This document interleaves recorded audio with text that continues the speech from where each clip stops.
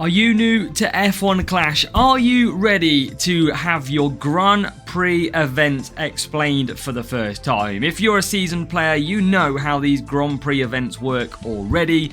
But for you guys or girls playing for the first time, you're going to want to know exactly how these Grand Prix events work, because they could really make the difference between you getting some good rewards or even taking over the world, becoming that #1 player.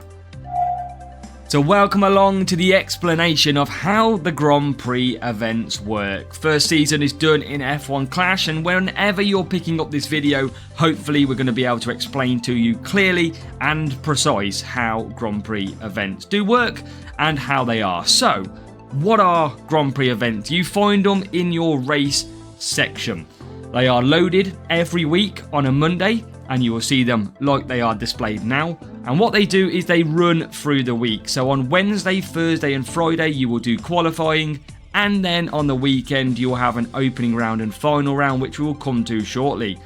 Now, these events follow the F1 calendar, where there is a racetrack for a race weekend. We will have the events. For example, we have Imola in this video, and sometimes they'll follow Hutch's own logic and they'll do their own events on non-F1 weekends. Now, each week in F1 Clash there is an event, and there will be a boosted part or even drivers as well. So you can see this week we have got a Jack Doohan, we have got an Exhale and a Mach 1, all receiving a 10% stat boost. So when this event goes live on Wednesday, you will see that 10% stat boost hover over on your cars, and you'll be able to click it to show the 10% stat boost increase.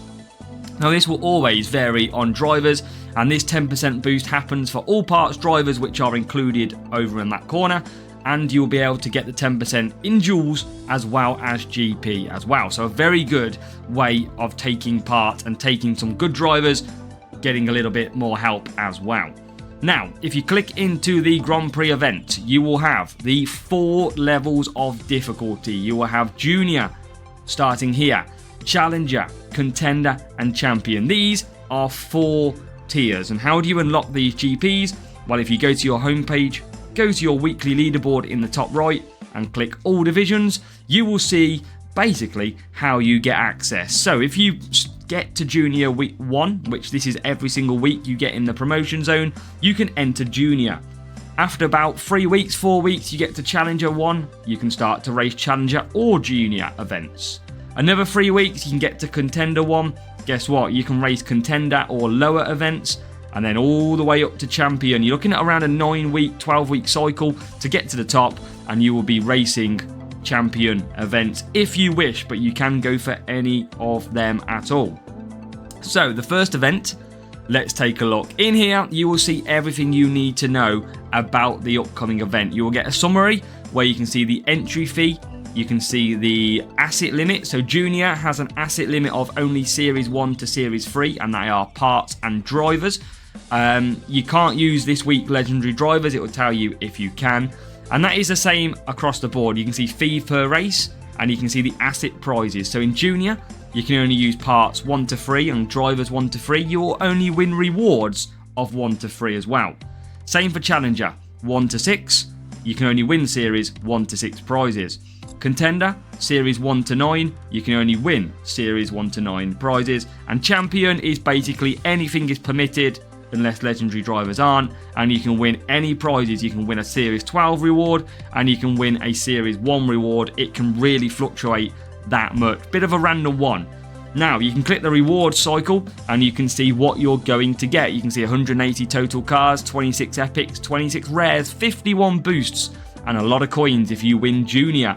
And you start off in that, and you can see all the rewards down to 100th place. Same for Challenger. You'll get the increased rewards. It's no shock to see it get better as we go forward. Contender, and you've got Champion, which is the best of the rest. Is the place where you want to get to by the end of the season to try and get that Champions P1. Very, very hard, but can be absolutely done if you try your best and go for it. You need a bit of luck in there as well. So they are what the 4 categories are, and they vary. Obviously, the AI difficulty is going to vary. So you're kind of looking at just above Series 3 difficulty for Junior, just above Series 6 difficulty for Challenger, just above Contender Series 9 level, and you've got Champions, which is Series 12 just above. And you remember these drivers' parts are going to be maxed out for the AI as well, pretty much. So they're going to be very strong, so you need to pick accordingly to make sure you get to the weekend. How does that work? Well, it goes as follows. So 3 rounds to qualify. A Wednesday, which is usually random. A Thursday and Friday is more based on players with a similar performance as to you. Obviously, in the first week or first couple of weeks, everything is going to be a bit mixed up as people find their placement.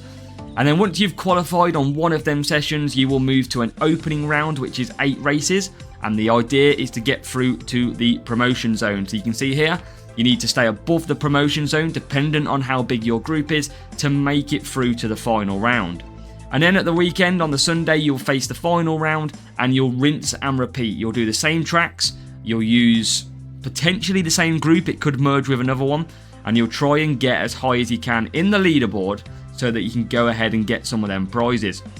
You can see here, look, just got to stay above the promotion zone and you'll be fine, and it works out based on the race points that you get in the race. So you're not really fighting your opponent. You need to get as many points as you can. After 8 races, all them points will be totaled up. And at the end, obviously, you get some really cool prizes if you can. One thing we need to look out for then is sponsor tasks. So that is another one on here. And you can see each week Hutch might drop a different sponsor task. This can be coins, this can be reputation, this could be pit pass trophies like we see now. It could even be race points extra per race. So if you've ever seen over 47, that is absolutely possible. So you can see here for this week, for example, it's an extra pit passes if we enter Junior, Challenger, Contender and Champion, and it tells you that you've got to use all of these assets to get the pit pass trophies. So you've got to watch out for that sponsor task. Now in the top right hand corner, you will see this. And these are all your tracks. You have got qualifying tracks, which are the top 4. You'll race them in that order. It will tell you the tracks, the lap count, it will tell you if it's raining or not, and the track temperatures.